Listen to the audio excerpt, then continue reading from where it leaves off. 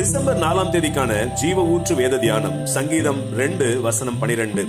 குமாரன் கோபம் கொள்ளாமலும் நீங்கள் வழியிலே அழியாமலும் இருக்கும்படிக்கு அவரை முத்தம் செய்யுங்கள். கொஞ்ச காலத்திலே அவருடைய கோபம் பற்றி எரியும். அவரை அண்டிக் கொள்ளுகிற யாவரும் பாக்கியவான்கள் என்பதே. வழியிலே அழியாதபடிக்கு என்பதின் அர்த்தம் நம்முடைய வாழ்க்கையின் ஓட்டத்தில் நம் எல்லாருக்கும் அவரவருக்கு நியமிக்கப்பட்டிருக்கிற காலம் என்று உண்டு.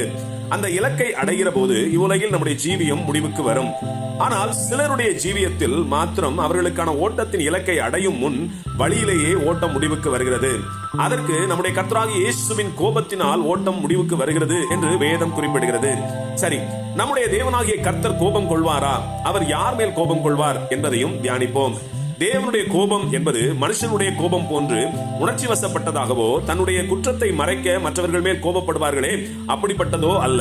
காரணம் இல்லாமல் கோபம் கொள்ளுகிற சிலருடைய கோபத்தை போன்றதும் அல்ல. வேறு சிலர் தங்களை சார்ந்தவர்களுக்காக மற்றவர்கள் மேல் கோபம் கொள்ளுவார்கள், அப்படிப்பட்டதும் அல்ல. கர்த்தரோ தேவ நீதியை நிறைவேற்றவே கோபம் கொள்வார். அவருடைய கோபத்தில் ஒருபோதும் அநீதியோ அநியாயமோ இருப்பதில்லை. அவர் மகா நீதியுள்ள தேவன். சரி, அவர் யார் மேல் கோபம் கொள்வார் என்பதையும் பார்த்து விடலாம். சங்கீதம் 7:11 தேவன் நீதியுள்ள நியாயாதிபதி, அவர் நாள்தோறும் பாவியின் மேல் சினம் கொள்ளுகிற தேவன் என்று வேதம் கூறுகிறது. பாவத்தை வெறுத்து பாவியை நேசிக்கிற தேவன் எப்படி பாவியின் மேல் சினம் கொள்வார் என்ற கேள்வி நியாயமானதாக தோன்றலாம். கிறிஸ்து இயேசுவையே தன் வாழ்வில் அறியாத பாவிகள் உண்டு.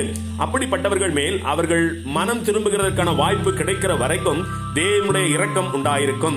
ஆனால் ஆண்டவராகிய இயேசு கிறிஸ்துவின் கிருபையை, இரக்கத்தை, தயவை தன் வாழ்வில் கண்டும் தன் மனதை கடினப்படுத்தி மனம் திரும்பாத பாவிகள் மேலேயே கர்த்தர் சினம் கொண்டு அவர்கள் காலத்திற்கு முன் ஓட்டத்தை முடிக்கிறார். வெளிப்படுத்தல் 2:5 நீ மனம் திரும்பாத பட்சத்தில் உன் விளக்கு தண்டை அதனிடத்தில் நின்று நீக்கி விடுவேன் என்று கர்த்தர் கூறுகிறார். ஆகவே கர்த்தருடைய கிருபையை உதாசீனப்படுத்தாமல் அவரை அண்டிக் கொள்கிற யாவரும் பாக்கியவான்கள். ஆமேன். அல்லேலூயா.